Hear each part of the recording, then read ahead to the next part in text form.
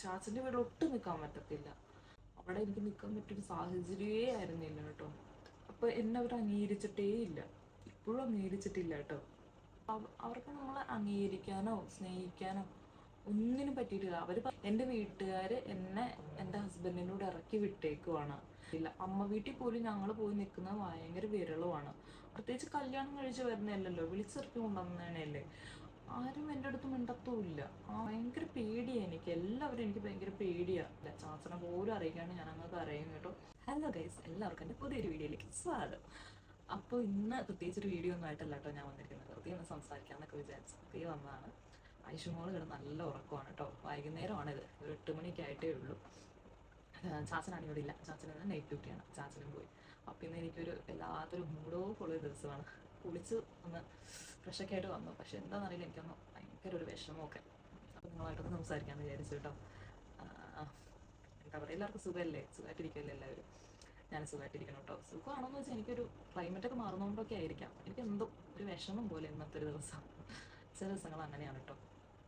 പ്രത്യേകിച്ച് ഓണമൊക്കെ കഴിഞ്ഞ് ഡ്യൂട്ടിക്കൊക്കെ പോയി തുടങ്ങും, പിന്നെ ഒരു മടുപ്പും എന്താ പറയുക, ഒരു വിഷമവും ഒക്കെയാണ്. ഐഷുവിനൊക്കെ അങ്ങ് ശരിക്കും മിസ് ചെയ്യും. കുറച്ച് ദിവസം കൊച്ചിലൂടെ ഇരുന്ന് കഴിയുമ്പോഴേ ഡ്യൂട്ടിക്ക് പോകണ്ടെന്നൊക്കെ അങ്ങ് വിചാരിച്ചു പോകും. പക്ഷേ ഇവിടെ നമ്മൾ നിൽക്കണമെങ്കിലേ ഡ്യൂട്ടിക്ക് പോകാണ്ട് പറ്റത്തില്ല. ഒരാൾ മാത്രമായിട്ട് സ്ട്രഗിൾ ചെയ്യുമ്പോൾ ഭയങ്കര ബുദ്ധിമുട്ടായിരിക്കും. ഒരാളുടെ മാത്രം വരുമാനത്തിൽ നമുക്ക് നിൽക്കാൻ പറ്റത്തില്ലല്ലോ.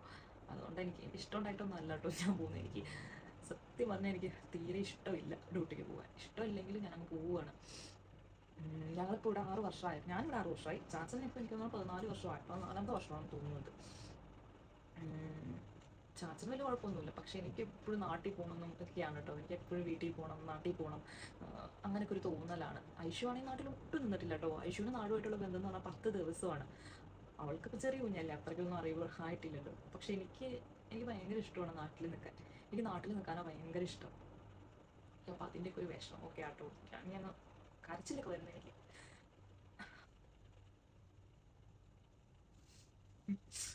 നാട്ടിൽ നിൽക്കുന്നവർക്ക് ചിലപ്പോൾ അതിൻ്റെ ഒരു വിഷമം മനസ്സിലാവത്തില്ലായിരിക്കാം.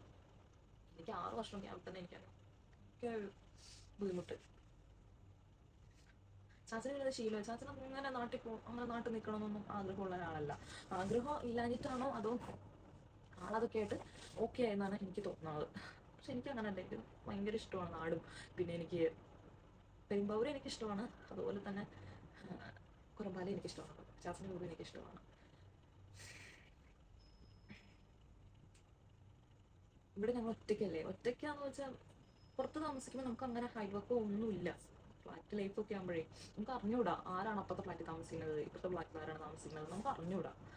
നമ്മുടെയും കുഴപ്പമില്ല, അവരുടെയും കുഴപ്പമില്ല. ഇവിടെ വരുന്നവരൊക്കെ, പ്രവാസി ആവുന്നവരൊക്കെ പ്രത്യേകത എന്താണെന്ന് വെച്ചാൽ അവർ രാവിലെ ഒരുങ്ങിക്കെട്ടി നേരെ ഡ്യൂട്ടിക്ക് പോകുന്നു. എല്ലാവരും ഒരു 6-7 മണിക്ക് ഡ്യൂട്ടിക്ക് പോകും. അത് മിക്ക ആൾക്കാർക്കും 12 മണിക്കൂർ 10 മണിക്കൂറൊക്കെയാണ് ഡ്യൂട്ടി. നാട്ടിലെ പോലെ നമുക്ക് എന്നാൽ മതിയായി എന്ന് പറഞ്ഞിട്ട് അല്ലെങ്കിൽ നോഫ് എടുക്കാം, അങ്ങനെയൊന്നും ഇവിടെ പറ്റത്തില്ല കേട്ടോ. അല്ലെങ്കിൽ എന്തെങ്കിലും എമർജൻസി അല്ലെങ്കിൽ മെഡിക്കൽ സർട്ടിഫിക്കറ്റ് കാണിച്ചാൽ നമുക്ക് ലീവ് എടുക്കാൻ പറ്റുമല്ലോ. ഇവിടെ അങ്ങനെയൊന്നും പറ്റത്തില്ല. ഒരു കമ്മിറ്റ്മെന്റ് ആണ്. നമ്മൾ പോയേ പറ്റൂ, നമുക്ക് വയ്യെങ്കിലും പോയേ പറ്റുള്ളൂ. അങ്ങനെയൊക്കെയാണ്. ഒരു ദിവസം പോലും നമുക്ക് മടി പിടിച്ചിട്ടോ അല്ലെങ്കിൽ വയ്യെന്ന് പറഞ്ഞിട്ട് പോകാണ്ടിരിക്കാൻ പറ്റത്തില്ല. അപ്പോൾ എല്ലാവരും രാവിലെ ഒരു 7 മണിക്കുള്ളിൽ നമ്മൾ ഡ്യൂട്ടിക്ക് പോകും. അതിനുശേഷം ഇവിടുന്ന് ട്രാവൽ ചെയ്യാനൊക്കെ ഉണ്ടാവും. 1 മണിക്കൂർ 1.5 മണിക്കൂറൊക്കെ ട്രാവലിംഗ് ഉണ്ടാവും. അത് കഴിഞ്ഞ് അവിടെ എത്തി ഒരു 10 മണിക്ക് 9 മണിക്ക് 9:30 ആയിരിക്കും ഡ്യൂട്ടി സ്റ്റാർട്ട് ചെയ്യാം. അതും കഴിഞ്ഞൊരു 4:30-5 മണി വരെ ഡ്യൂട്ടി ഉണ്ടാവും. അത് കഴിഞ്ഞ് തിരിച്ച് വരുമ്പോൾ ഇതേ സമയം തന്നെയാവും 7 മണി. പിന്നെ അലക്കാനോ ആഹാരം ഉണ്ടാക്കാനോ ഒക്കെ ഉണ്ടാവും. തന്നെയാണെങ്കിൽ ചിലരൊക്കെ മെസ്സ് ഓർഡർ ചെയ്യും, പുറത്തുനിന്ന് ആഹാരം വന്നിട്ട് അത് കഴിക്കാം. പക്ഷെ നമ്മളിപ്പോൾ ഫാമിലി ആയതുകൊണ്ട് ഞങ്ങൾക്ക് 3 പേർക്കുള്ള ആഹാരം ഉണ്ടാക്കണം. ചാച്ചന് എനിക്ക് ഒരു ആഹാരം മതി. പക്ഷെ ഐഷുവിന് വേറെ ആഹാരമാണ്, അവൾ ഇതൊന്നും കഴിച്ചു തുടങ്ങിയിട്ടില്ലല്ലോ. അപ്പോൾ അവൾക്കുള്ള ആഹാരം ഉണ്ടാക്കി, പിന്നെ എന്തെങ്കിലും തുണി അലക്കാനോ അല്ലെങ്കിൽ തുടയ്ക്കാനോ ഒക്കെ ഉണ്ടാവും, അല്ലെങ്കിൽ ക്ലീനിങ്ങിലോ ഒക്കെ ഉണ്ടാവും. അപ്പോൾ അതെല്ലാം കഴിഞ്ഞ് കഴിഞ്ഞാൽ പിന്നെ ഒരു 10 മണിയാവും. പിന്നെയും കിടന്ന് ഉറങ്ങുന്നു, രാവിലെ എണീക്കുന്നു. ഇത് തന്നെ എൻ്റെ റൊട്ടീൻ കേട്ടോ. ഇപ്പോൾ തനിച്ചാണ് നിൽക്കുന്നതെങ്കിൽ മെസ്സൊക്കെ ആയിരിക്കും. മെസ്സാണെങ്കിൽ ഫുഡ് അവിടെ വന്ന് ഇരിപ്പുണ്ടാവും. രാവിലത്തെ ആണെങ്കിൽ രാവിലത്തെ ഉച്ചയ്ക്കത്തെ ഒരുമിച്ച് വരും, അത് അവിടെ ഇരിക്കും. അത് കഴിഞ്ഞ് ഇപ്പോൾ രാത്രിത്തേക്ക് ഈവനിങ് ആകുമ്പോഴത്തേക്ക് അവർ കൊണ്ടുവന്ന് വയ്ക്കും, അതെടുത്ത് കഴിക്കുക. പിന്നെ കുറച്ച് സമയം കിട്ടും. പക്ഷേ നമ്മൾ ഫാമിലിയൊക്കെ ആയിട്ട് നിൽക്കുമ്പോൾ നമുക്ക് കുറച്ചുകൂടി ഉത്തരവാദിത്തം കാര്യങ്ങളൊക്കെ ഉണ്ടാവും കേട്ടോ. അപ്പോൾ ഒന്നിനും സമയമില്ല. അപ്പോൾ എനിക്ക് നാട്ടിൽ നിന്നപ്പോൾ എന്ന് പറഞ്ഞാൽ ഇങ്ങനെയൊന്നും ആയിരുന്നില്ല കേട്ടോ. എൻ്റെ വീട്ടിലെന്ന് പറഞ്ഞാൽ അമ്മയുണ്ട് ജോലി ചെയ്യാൻ, പിന്നെ അമ്മയെ സഹായിച്ച് അങ്ങനെ നിന്നാൽ മതി. പിന്നെ എൻ്റെ അനിയത്തിനെ ഒന്നും ചെയ്തൊന്നുമില്ല. എനിക്കൊരു അനിയത്തിയാണ് കേട്ടോ ഉള്ളത്. ഞങ്ങൾ തമ്മിൽ 9 വയസ്സിൻ്റെ വ്യത്യാസമാണ്. നമ്മളിപ്പോൾ പഠിത്തം കഴിഞ്ഞിട്ട് ഇപ്പോൾ ജോലിക്ക് ജസ്റ്റ് കയറിയിട്ടേ ഉള്ളൂ. പിന്നെ അച്ഛൻ ഉണ്ട്. അച്ഛനും അമ്മയും ഞാനും കൂടി വീട്ടിലെ ജോലികളെല്ലാം തീർക്കും. ഞങ്ങൾക്ക് 10-12 ആടൊക്കെ ഉണ്ട് വീട്ടിൽ. അപ്പോൾ അതിനെയൊക്കെ നോക്കണം. അതെല്ലാം ചെയ്യണം. വീട്ടിലെ പണികളൊക്കെ ഞാൻ ചെറുപ്പം തൊഴിലേ ജോലികളെല്ലാം ചെയ്തിരുന്നു. എൻ്റെ അമ്മ എന്നെ ചെറുപ്പം തൊഴിലേ ഒരു 7 വയസ്സൊക്കെ ആയ സമയം തുടങ്ങി പറയും കെട്ടിച്ചോട്ട പെണ്ണാണ്, വീട്ടിലെ പണിയെടുക്കണം. അപ്പം ഞാൻ വീട്ടിലെല്ലാവരും പറയുന്ന കേട്ടിട്ട് എനിക്ക് ഭയങ്കര ആരെങ്കിലും എന്തെങ്കിലും പറഞ്ഞു കഴിഞ്ഞാൽ അതുപോലെ കേട്ടില്ല എനിക്കൊരു വല്ലാത്തൊരു ബുദ്ധിമുട്ട്. പ്രത്യേകിച്ച് അമ്മയും അച്ഛനൊക്കെ പറഞ്ഞാൽ അതുപോലെ കേട്ടില്ല എനിക്ക് അങ്ങ് ഭയങ്കര വിഷമമുള്ള കൂട്ടത്തില്ല. അപ്പം വീട്ടിൽ പണി ഉണ്ടെന്ന് പറയുമ്പോൾ ഞാൻ അങ്ങനെ ശരി എന്ന് പറഞ്ഞു പണി അങ്ങ് ചെയ്യുന്ന കൂട്ടത്തിലാണ് കേട്ടോ. അപ്പം ഞങ്ങളെല്ലാവരും കൂടി രാവിലെ എണീച്ച് ഓണൊക്കെ ആണെങ്കിൽ ഇപ്പൊ തലേ ദിവസം ഉത്രാടം തൊട്ടേ ഓട്ടോ അയൽപ്പാച്ചിലായിരിക്കും. ചന്തയ്ക്ക് സാധനങ്ങളൊക്കെ വാങ്ങിക്കുന്നു, തിരിച്ചു വരുന്നു, സാധനങ്ങളെല്ലാം ഉണ്ടാക്കി വെക്കുന്നു, അച്ചാറ് പിന്നെ പുളിഞ്ചിക്ക് ഞങ്ങൾ നേരത്തെ ഉണ്ടാക്കി വെക്കും, മോരുകറിയൊക്കെ നേരത്തെ ഉണ്ടാക്കി വെക്കും കേട്ടോ. അത് കഴിഞ്ഞ് ഞാനും അമ്മയും കൂടി എല്ലാ സാധനങ്ങളും രാവിലെ എനിക്ക് ഞങ്ങൾ അത്തം മുതലേ പൂവിടും. അമ്മയാണ് അതിൻ്റെ മുമ്പിൽ നിൽക്കുക കേട്ടോ. അത്തം മുതലേ പൂവിട്ടിട്ട് തിരുവോണത്തിൻ്റെ അന്ന് തലേ രാത്രി, അതായത് വെളുപ്പം കാലത്ത് എണിക്കും. എന്നിട്ട് തൃക്കാക്കരപ്പനെ വരവേൽക്കുക എന്നുള്ള പരിപാടി ഉണ്ട്. അതുപോലെ ഓണത്തിന് പൂവട ഉണ്ടാക്കും വെളുപ്പിനെണിച്ചിട്ട്. കുളിച്ചിട്ട് വേണം ഇതൊക്കെ ചെയ്യാൻ. അതെല്ലാം ചെയ്യും. നല്ല കിടുകിട് തണുപ്പായിരിക്കും ആ സമയത്ത്. എന്നിട്ട് ഞങ്ങൾ കുളിച്ച് ഓണത്തപ്പനെ വരവേറ്റ് ഭയങ്കര രസമായിരുന്നു. ഓണത്തപ്പനെ ഞങ്ങൾ വീട്ടിലുണ്ടാക്കുകയൊക്കെ ചെയ്യും കേട്ടോ. ചെറിയ ഓണത്തപ്പനില്ല ഇങ്ങനെ ത്രികോണത്തിൽ ഞാനും അമ്മയും കൂടി മണ്ണൊക്കെ പുറത്തുനിന്ന് പോയി എടുത്ത് വന്നിട്ട് അതുണ്ടാക്കും. പിന്നെ ഈ അമ്മിക്കല്ല്, ഞാൻ അമ്മിക്കല്ല് ഉണ്ടാക്കും. പിന്നെ തൃക്കാക്കര അപ്പനെ ഇങ്ങനെ ഉരുട്ടി ഇങ്ങനെ ഉണ്ടാക്കി വെക്കും. അങ്ങനെയൊക്കെ ചെയ്യായിരുന്നു കേട്ടോ. എനിക്ക് അതൊക്കെ ഓർത്തങ്ങ് വിഷമമാണ്. പിന്നെ തലേ ദിവസം പോയി കുറേ തുമ്പ പറിച്ചോണ്ട് വരും. എന്നിട്ട് ഞങ്ങൾക്ക് സ്റ്റെപ്പൊക്കെ ഉണ്ട് വീടിൻ്റെ അങ്ങോട്ട് ഒരു 5-8 സ്റ്റെപ്പ് ഉണ്ട് കേട്ടോ. റോട്ടിൽ നിന്ന് കയറി വന്നിട്ട് സ്റ്റെപ്പാണ്. അപ്പോൾ അവിടെ തൊട്ട് ഇങ്ങനെ ഇടും ഈ തുമ്പ ഇങ്ങനെ ഇട്ടിട്ട് കടയോടെ പിച്ചിക്കിട്ട് വരും. എന്നിട്ട് അതിങ്ങനെ ഇട്ടിട്ടിട്ട് വീടിൻ്റെ സ്റ്റെപ്പ് വരെ ഇടും. തിരുവോണത്തിനാണ് ഞങ്ങൾ പൂവിടത്തില്ല കേട്ടോ. അപ്പോൾ അതൊക്കെ ഇങ്ങനെ ഓർത്തിട്ട് എനിക്കങ്ങ് വിഷമം. ഒരുമിച്ചുള്ള സദ്യയും അന്ന് പ്രാവശ്യം ഉണ്ടാക്കിയില്ലേ അതുപോലെ ഒന്നും ഉണ്ടാക്കത്തില്ല കേട്ടോ. ഒരു അവിയൽ, ഒരു സാമ്പാർ, ഒരു ചിലപ്പോൾ ഒരു മോരുകറി, പിന്നെ ഒരു തോരൻ, ഒരച്ചാർ, അങ്ങനെ എന്തെങ്കിലുമൊക്കെ ഉണ്ടാകത്തുള്ളൂ. ഒരു ഇഞ്ചിക്കറി, ചിലപ്പോൾ ഒരു ഉള്ളിക്കറി ഉണ്ടാവും. ഉള്ളി തീയിലെന്നൊക്കെ പറയാനുള്ളത്. അത്രയൊക്കെ ഉണ്ടാവുള്ളൂ. ഒരു പായസം. പക്ഷെ അതൊരു വല്ലാത്തൊരു ഓണമായിരുന്നു. പിന്നെ കല്യാണം കഴിഞ്ഞപ്പോഴത്തോളം ഓണം അത് കണക്കായിരുന്നു കേട്ടോ. ഞാൻ ഒന്നും ആഘോഷിച്ചിട്ടില്ല. കല്യാണം കഴിഞ്ഞ് നാട്ടിൽ ഞാൻ ഒരു വർഷമാണ് നിന്നത്. അതൊന്നും ഞങ്ങൾ ആഘോഷിച്ചിട്ടില്ല. ഒരു വർഷം ഉണ്ടായിരുന്നെങ്കിലും ചാച്ചൻ ഞങ്ങൾ കല്യാണം കഴിഞ്ഞത് മെയ് 9-ാം തീയതിയാണ്. മെയ് 9-ാം തീയതി കല്യാണം കഴിയുന്നു. അത് കഴിഞ്ഞ് ജൂൺ, ജൂലൈ, ഓഗസ്റ്റ്, സെപ്റ്റംബർ 24-ാം തീയതി ചാച്ചൻ കയറി പോകുന്നു. തിരിച്ച് പോകാനായിരുന്നു ചാച്ചന്. ഒരു മാസത്തെ ലീവിനാണ് ചാച്ചൻ വന്നത്. പക്ഷേ എന്തൊക്കെയോ കാരണം കൊണ്ട് അന്ന് വെള്ളപ്പൊക്കമൊക്കെ ആയിരുന്നല്ലോ. 2018-ലായിരുന്നു കേട്ടോ. അപ്പോൾ വെള്ളപ്പൊക്കത്തിൻ്റെയൊക്കെ ആ ഒരു സമയത്താണ് ചാച്ചൻ വരുന്നത്. അപ്പോൾ പിന്നെ തിരിച്ച് പോകാനായിട്ട് എയർപോർട്ടിലൊക്കെ വെള്ളം കയറിയിട്ട് തിരിച്ച് പോകുമ്പോൾ നടന്നില്ല. പിന്നെ സെപ്റ്റംബറിൽ ആണ് നടന്നത്. ആ മാസം കൂടി പോയില്ലായിരുന്നെങ്കിൽ ചാച്ചൻ്റെ വിസ ക്യാൻസൽ ചെയ്ത് പോകും. അതുകൊണ്ട് 24-ാം തീയതി ചാച്ചൻ കയറി പോയി. പിന്നെ ഞാൻ തന്നെയൊക്കെ ഉണ്ടായിരുന്നുള്ളൂ. അപ്പോഴെനിക്ക് ഭയങ്കര ശോകമായിരുന്നു കേട്ടോ. ഭയങ്കര ശോകമുള്ള ദിവസങ്ങളാണ്. പിന്നെ 2-3 മാസമാണ് ഞാൻ അവിടെ നിന്നുള്ളൂ. അത് കഴിഞ്ഞ് ഞാൻ നേരെ എൻ്റെ വീട്ടിലോട്ട് പോന്നു. പിന്നെ അവിടെ തന്നെ 2-3 മാസം നിന്നു. അതിനുശേഷം ഞാൻ തിരിച്ചിങ്ങോട്ട് കയറി പോകുന്നു. ചാച്ചൻ ഇല്ലാത്തതുകൊണ്ടാണ് കേട്ടോ എൻ്റെ ഓണം കാര്യങ്ങളൊക്കെ. ഓണമല്ല, പിന്നീടുള്ള ദിവസങ്ങളൊന്നും എനിക്ക് അത്ര നാട്ടിൽ ഒറ്റയ്ക്ക് നിന്ന് കഴിഞ്ഞപ്പോൾ എനിക്ക് ഒട്ടും ഓക്കെയല്ലായിരുന്നു. അത് ഞാൻ തിരിച്ചിങ്ങോട്ട് പോകുന്നു. അന്ന് പോലും പിന്നെ ഇവിടെയാണ് ഞാൻ. 2019 മാർച്ച് 2-ാം തീയതി ഞാൻ ഇങ്ങോട്ട് വന്നത്. അന്ന് തൊട്ട് ഞങ്ങൾ ഒരുമിച്ചാണ് എല്ലാ ആഘോഷങ്ങളും. അത് ഞാൻ വന്ന സമയത്ത് വന്ന വിഷു വന്നു. എനിക്ക് പെട്ടെന്ന് ജോലി കിട്ടി കേട്ടോ. ഞാൻ മാർച്ച് 2-ാം തീയതി വന്നിട്ട് ഏപ്രിൽ 2-ാം തീയതി എനിക്ക് കറക്റ്റ് ജോലി കിട്ടി. അന്ന് ഭയങ്കര പാടായിരുന്നു ജോലി കണ്ടെത്താൻ. ഇപ്പോഴും ഭയങ്കര പാടാണ് ജോലി കണ്ടെത്താൻ. പക്ഷെ എനിക്ക് പെട്ടെന്ന് ജോലി കിട്ടി. ഞാൻ അത്രയ്ക്ക് സെർച്ച് ചെയ്യുന്നുണ്ടായിരുന്നു. രാവിലെയും പകലും ഉറപ്പില്ലാണ്ട് ഞാൻ ഇരുന്ന് CV അയക്കുക, ടെൻഷൻ അടിച്ചത്. കാരണം എനിക്ക് തിരിച്ചു പോകാനുള്ള ഒരു ഓപ്ഷൻ ഉണ്ടായിരുന്നില്ല ആ സമയത്ത്. തിരിച്ചു പോവാൻ എന്ത് ചെയ്യും ഞാൻ, എവിടെ നിൽക്കും ഞാൻ, അതൊക്കെയായിരുന്നു എൻ്റെ ടെൻഷൻ കേട്ടോ. അപ്പോൾ എനിക്ക് ജോലിയൊക്കെ കിട്ടിക്കഴിഞ്ഞ് പിന്നെ വന്ന് വിഷു വന്നു. അതിനുശേഷം മെയ്യിലായിരുന്നു ഞങ്ങളുടെ ആനിവേഴ്സറി, അത് വന്നു. പിന്നെ ജൂണിൽ ചാച്ചൻ്റെ ബർത്ത്ഡേ, ജൂൺ 5-ാം തീയതി ചാച്ചൻ്റെ ബർത്ത്ഡേ, അത് വന്നു. പിന്നെ ജൂലൈ, ഓഗസ്റ്റ് ആയപ്പോൾ പിന്നെ എൻ്റെ ബർത്ത്ഡേ, ഓഗസ്റ്റ് 16-ാം തീയതി എൻ്റെ ബർത്ത്ഡേ, അത് വന്നു. പിന്നെ ഒരു ആഘോഷങ്ങളുടെ പെരുമഴയായിരുന്നു. ഓഗസ്റ്റ് കഴിഞ്ഞപ്പോൾ പിന്നെ സെപ്റ്റംബർ, ഓണം, എല്ലാം നല്ലതായിരുന്നു കേട്ടോ. ഭയങ്കര രസമായിരുന്നു. ആദ്യം നല്ല സ്ട്രഗിളിങ്ങിലായിരുന്നു ഞങ്ങൾ.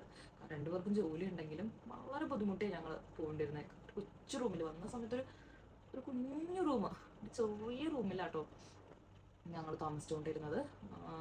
ഇപ്പം നാട്ടിൽ നിൽക്കുന്ന ആൾക്കാർ വിചാരിക്കും ഇവിടെ വന്നിട്ട് അങ്ങ് ഭയങ്കര അർമാദിക്കലാണ്. അല്ല കേട്ടോ, അങ്ങനെയൊന്നും അല്ല.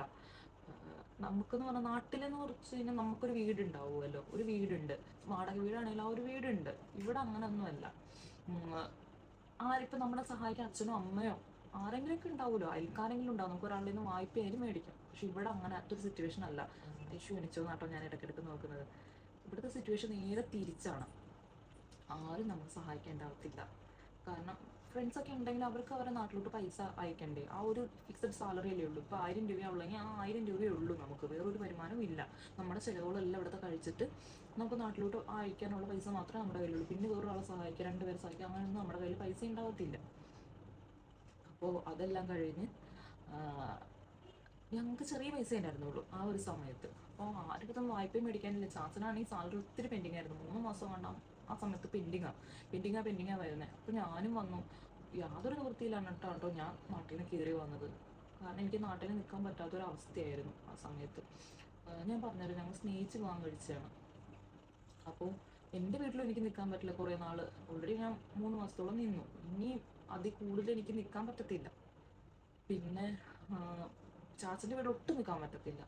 അവിടെ എനിക്ക് നിൽക്കാൻ പറ്റിയൊരു സാഹചര്യമേ ആയിരുന്നില്ല കേട്ടോ. കാരണം അങ്ങനെ ഒത്തിരി ദൂരം ഒന്നാമത്തേന് 10-200 കിലോമീറ്റർ ദൂരമുണ്ട് ഞങ്ങളുടെ വീട് തമ്മിൽ.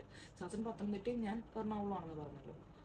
ഒട്ടും നിൽക്കാൻ പറ്റാത്തൊരവസ്ഥ എന്ന് വെച്ചാൽ അവിടെ അവർക്ക് ആർക്കും ഇഷ്ടമില്ല ഒന്നാമത്തേന് ഞങ്ങളുടെ വിവാഹം കഴിഞ്ഞതോ അല്ലെങ്കിൽ അതൊന്നും ആർക്കും ഇഷ്ടമല്ല. അപ്പോൾ എന്നെ അവർ അംഗീകരിച്ചിട്ടേ ഇല്ല, ഇപ്പോഴും അംഗീകരിച്ചിട്ടില്ല കേട്ടോ. ഞങ്ങൾക്കൊരു മോളായി 6 വർഷം 7 വർഷം ആകാൻ പോകുന്നു വിവാഹം കഴിച്ചിട്ട്. ഇന്നും അവരെന്നെ അംഗീകരിച്ചിട്ടൊന്നുമില്ല. പക്ഷെ എനിക്ക് അവിടെ നിൽക്കാൻ പറ്റാത്തൊരു സാഹചര്യമായിരുന്നു. ഞാനെന്ന് പറഞ്ഞൊരു പ്രത്യേക ഒരു പെൺകുട്ടിയായിരുന്നു.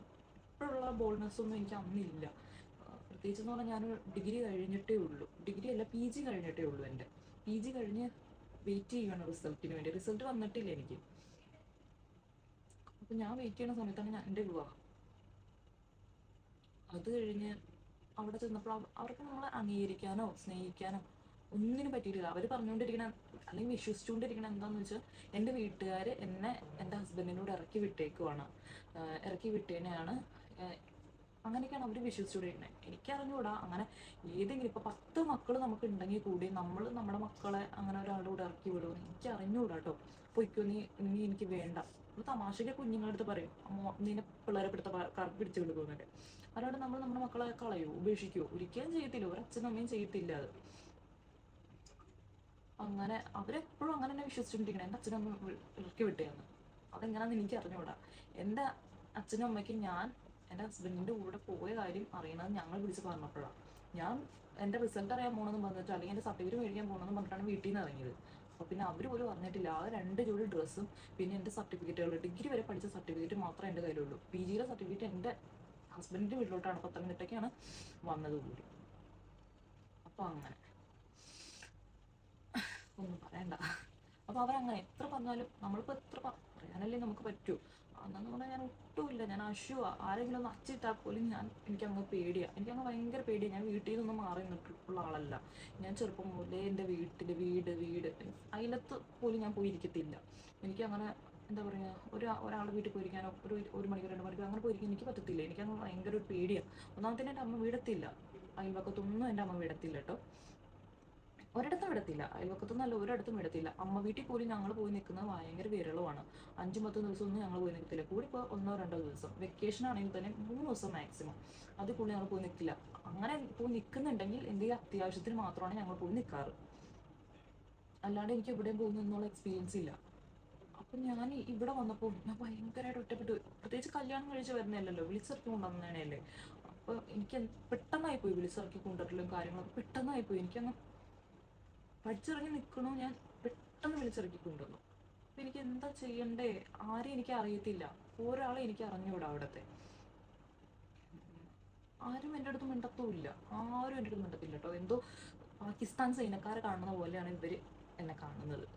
അങ്ങ് മുഖം തിരിച്ചു കളയുക അല്ലെങ്കിൽ എന്തെങ്കിലുമൊക്കെ പിറുപിറുക്കുക അങ്ങനെയൊക്കെ. എനിക്ക് ഭയങ്കര പേടിയാണ്. എല്ലാവരും എനിക്ക് ഭയങ്കര പേടിയാണ്. അവർ ചീത്ത പറയുമോ ദേഷ്യപ്പെടുമോ, എനിക്ക് അങ്ങനെയൊന്നും സഹിക്കാനുള്ളൊരു മാനസികാവസ്ഥയല്ല. ആരും ചീത്ത പറഞ്ഞാൽ ഞാൻ നിന്ന് കരയും അല്ലെങ്കിൽ നിന്ന് കേൾക്കും. ഇങ്ങനെ കഥ പറയുന്ന പോലും ഞാനിങ്ങനെ നിന്ന് കേൾക്കും. എന്നിട്ട് ഞാൻ വീട്ടിൻ്റെ റൂമിൻ്റെ ഉള്ളിൽ കയറിയിട്ട് ഒറ്റ കരച്ചില്ല.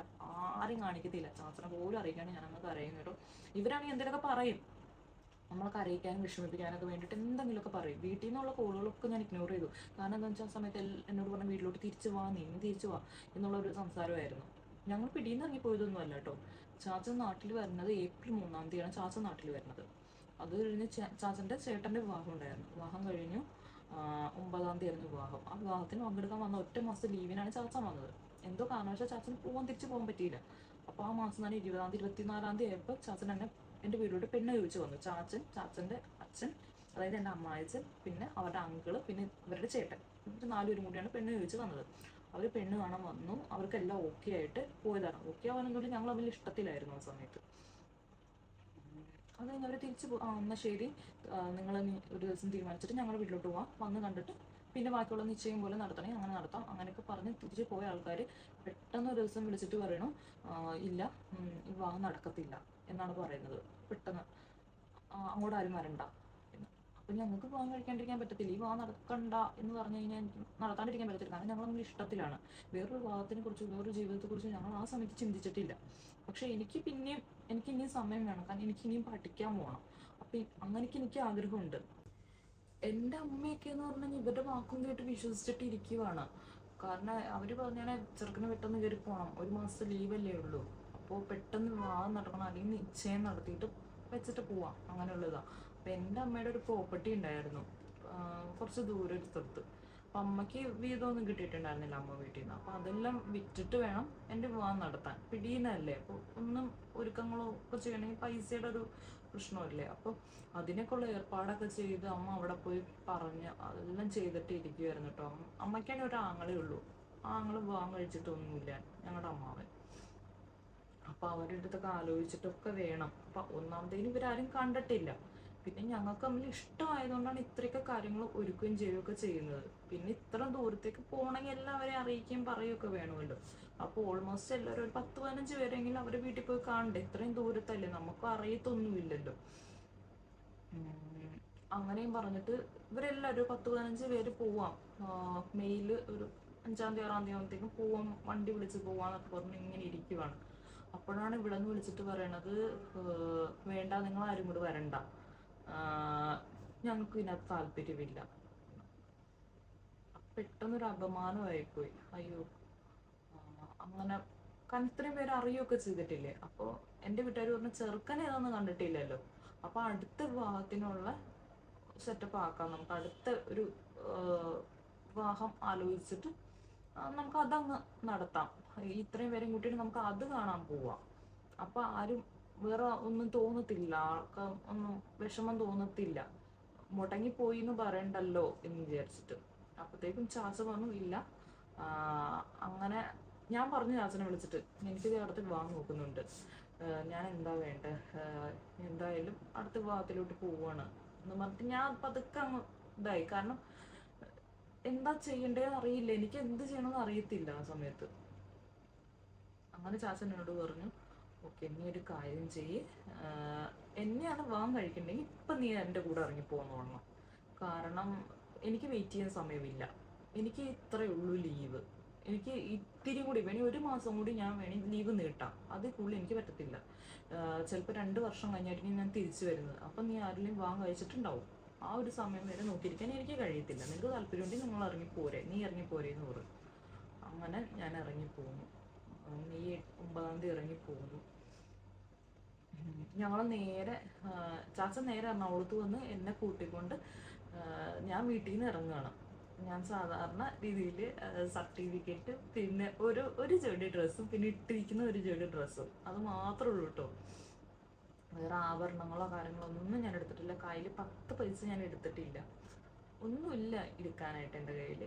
അപ്പോൾ അങ്ങനെ ഞാൻ സാധാരണ പോലെ തന്നെ പെരുമ്പാവൂർ പോകുന്നു. പെരുമ്പാവൂരിൽ നിന്ന് നേരെ, പെരുമ്പാവൂരാണ് ഞാൻ പോകുന്നത്, പെരുമ്പാവൂർ KSRTC സ്റ്റാൻഡിൽ പോയിട്ട് അവിടെ നിന്നാണ് ബസ്സിനാണ് ഞങ്ങൾ ചെങ്ങന്നൂർക്ക് പോണത്.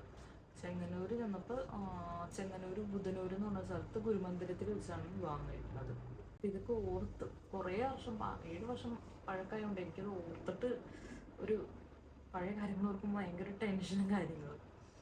ഒരു 5-8 ഫ്രണ്ട്സൊക്കെ ഉണ്ടായിരുന്നു ചേച്ചൻ്റെ. അങ്ങനെ ഞങ്ങൾ വിവാഹം കഴിച്ചു. 2-ാമത്തെ ദിവസമാണ് ഞങ്ങൾ രജിസ്റ്റർ ചെയ്യുന്നത് പഞ്ചായത്തിൽ പോയിട്ട്. സ്പെഷ്യൽ മാരേജ് ആക്ട് പ്രകാരം അങ്ങനെ രജിസ്റ്റർ ചെയ്തു ഞങ്ങൾ. അപ്പോഴത്തേക്കും എൻ്റെ വീട്ടിൽ വിളിച്ച് ഞാൻ പറഞ്ഞിട്ടുണ്ടായിരുന്നു, ഞാൻ വിളിച്ച് പറയില്ല എന്ന് പറഞ്ഞു. ചാച്ചൻ വിളിച്ച് പറഞ്ഞു, ഇതുപോലെ കുഞ്ഞിൻ്റെ കൂടെ ഉണ്ട്, ഞങ്ങൾ പോവണച്ച. അച്ഛനെ വിളിച്ച് പറഞ്ഞു. അപ്പം അച്ഛൻ നേരെ വീട്ടിൽ ചെന്നു, ഞാൻ വീട്ടിലുണ്ടോയെന്ന് അറിയാൻ. അപ്പം ഞാൻ വീട്ടിലില്ല. അപ്പം എൻ്റെ അമ്മയെ അറിയിച്ചപ്പോൾ അമ്മ വിളിച്ചു ഇങ്ങോട്ട്, വിളിച്ചിട്ട് പറഞ്ഞു, ദൈവമേ, എങ്ങനെയെങ്കിലും എൻ്റെ കുഞ്ഞിനെ നീ തിരിച്ച് വീട്ടിൽ കൊണ്ടുവന്നാക്ക്, നിനക്ക് എങ്ങനെയെങ്കിലും കല്യാണം കഴിച്ച് തരാം, നീ എങ്ങനെയെങ്കിലും കൊണ്ടുവന്നാക്കുക, അവൾ പഠിച്ചുകൊണ്ടിരിക്കുമല്ലേ, നാണക്കേടല്ലേ ഞങ്ങൾക്ക്, ഇനിയൊരു പെൺകുട്ടി ഞങ്ങൾക്ക് ഉള്ളത്, അപ്പം ഞങ്ങൾ നാണം കെടുത്തരുത്, തിരിച്ചു കൊണ്ടുവെക്കാൻ പറഞ്ഞു. അപ്പം ഞങ്ങൾ ഓൾമോസ്റ്റ് അവിടെ എത്തിയിരുന്നു. അപ്പോൾ ഞങ്ങൾ പറഞ്ഞു ഇല്ല തിരിച്ചു വരില്ല. മാത്രമല്ല ഇനി ഞാൻ തിരിച്ചു പോയി കഴിഞ്ഞാൽ ഒരിക്കലും നടക്കാനും പോകുന്നില്ല, എല്ലാവരോട്ടും അറിയുകയും ചെയ്യും. അപ്പോൾ അതുകൊണ്ട് ഞാൻ അങ്ങനെ തന്നെ ഞങ്ങൾ അങ്ങ് പോയി. വീട്ടിൽ പോയി ഒരു 6:30 ആയപ്പോഴത്തേക്കും ഞങ്ങൾ അവിടെ എത്തി കേട്ടോ.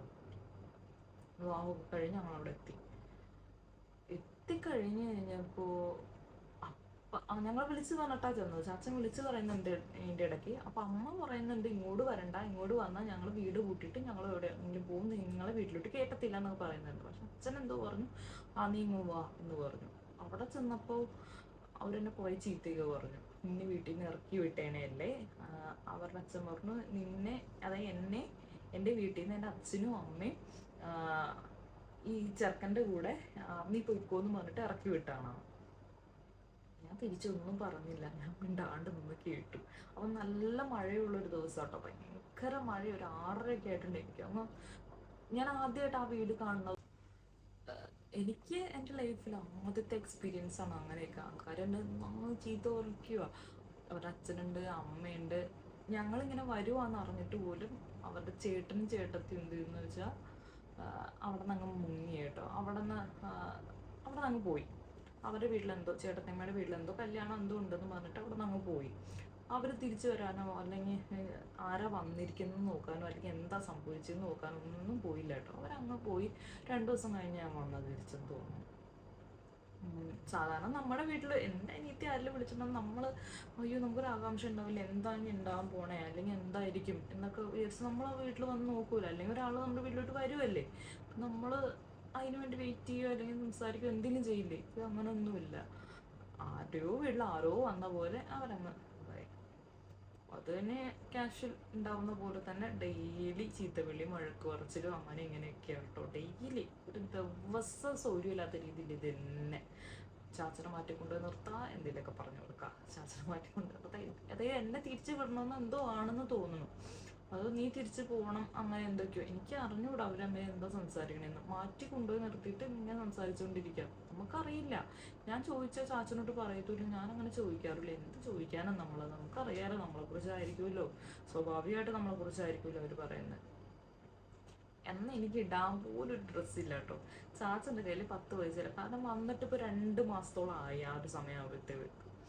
പിന്നെ ചാച്ചൻ നാട്ടിലെത്തിയിട്ട് 2 മാസമായി. പിന്നെ അവരുടെ വീട്ടിൽ വിവാഹം നടന്നു, പാല് കാച്ചലൊക്കെ നടന്ന ആ ഒരു സമയത്താണ്. എനിക്ക് തോന്നുന്നു 5-ാം തീയതി ആയിരുന്നു പാല് കാച്ചൽ, ഏപ്രിൽ 5-ാം തീയതി വീട് വെച്ചിട്ട്. അപ്പം അതൊക്കെ കഴിഞ്ഞ് 5-ാം തീയതി പാല് കാച്ചൽ, 9-ാം തീയതി ചേട്ടൻ്റെ വിവാഹം, പിന്നെ നെക്സ്റ്റ് മന്ത് 9-ാം തീയതി ഞങ്ങളുടെ വിവാഹം. അപ്പം അതൊക്കെ കൂടി ആയിക്കഴിഞ്ഞപ്പോൾ 10 പൈസയില്ല ചാച്ചൻ്റെ കയ്യിൽ. എനിക്ക് ആകെയുള്ള 2 ജോഡി ഡ്രസ്സും എൻ്റെ സർട്ടിഫിക്കറ്റും മാത്രമേ ഉള്ളൂ. അപ്പോൾ വീട്ടിൽ ഞാൻ വന്നിട്ട് ഒരു 5-6 ദിവസമായപ്പോൾ തന്നെ ഇവരെന്നെ ഇങ്ങനെയുള്ള ജോലിക്ക് വിടുന്ന കാര്യമൊക്കെ അങ്ങ് സംസാരമായി. ചാച്ചന് തിരിച്ചു പോകണം, ഇവളെ പഠിക്കാൻ കയറുമോ, ജോലിക്ക് ആക്കും, എന്താണെന്ന് വെച്ചാൽ ചെയ്യേ, അങ്ങനെയൊക്കെ ഒരു സംസാരമായി. അപ്പോൾ തന്നെ എനിക്ക് അവിടെ പന്തളത്ത് ഇവരുടെ തന്നെ ഒരു കസിൻ പറഞ്ഞിട്ട് എനിക്ക് ജോലി ആയി. ഞാൻ അവിടെ പോയി ഇൻ്റർവ്യൂ അറ്റൻഡ് ചെയ്തു. എനിക്ക് ജോലി കിട്ടി അക്കൗണ്ടൻ്റായിട്ട്. അങ്ങനെ 10,000 രൂപ സാലറി കിട്ടും. അങ്ങനെ ആ ജോലിക്ക് ഞാൻ പോയിക്കൊണ്ടേയിരുന്നു. കുറച്ച് നാൾ അങ്ങനെ പോയിക്കൊണ്ടേയിരുന്നു. ഒരു 20 ദിവസമായപ്പോൾ ഇവർക്ക് ലോണൊക്കെ ഉണ്ട് ഭയങ്കര. എനിക്കറിയില്ല ഇതൊന്നും, എനിക്കിതിനെ കുറിച്ചൊന്നും അറിയില്ല. എനിക്കന്ന് എത്ര വയസ്സുണ്ട്, 22 വയസ്സേ എനിക്കുള്ളൂ. 22 വയസ്സുണ്ടെങ്കിലും എനിക്ക് എന്താ പറയുക, ഞാൻ കളിച്ച് നടക്കുന്നൊരു കുഞ്ഞല്ലേ. ഞാൻ പെട്ടെന്നായിപ്പോൾ എനിക്ക് വിവാഹവും കാര്യങ്ങളൊക്കെ. ഉറക്കം എണിച്ചിട്ട് ഒരു സ്വപ്നം കണ്ട് എണിച്ച പോലെ ഇപ്പോൾ വേറൊരു ലോകത്തെത്തിയ പോലൊരവസ്ഥ. എനിക്ക് എന്താണ് കല്യാണമെന്നോ അല്ലെങ്കിൽ കല്യാണം കഴിഞ്ഞിട്ടുള്ള ഒരു ലൈഫ് എങ്ങനെയാണെന്നോ എനിക്കറിയില്ല.